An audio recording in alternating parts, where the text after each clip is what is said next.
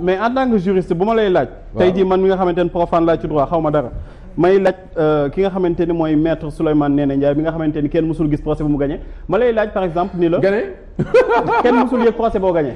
ma lay laaj par exemple mais yow lan may invectiver wala lan nga yow mais vous êtes quand même incorrect hein. ah non mais mosoo gis procès bu ma gagné. mais yow xamuloo ma.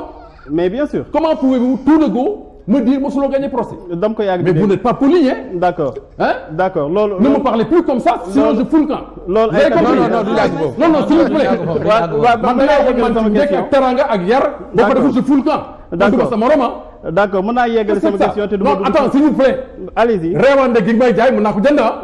du ma yeggal yow foofu yow da nga xam man ñaata procès la plaidé. du ma yeggal yow foofu yëpp. ma dama ne xamuloo man lu ma plaidé lan la. d'accord procès bu ma gagné. d'accord léegi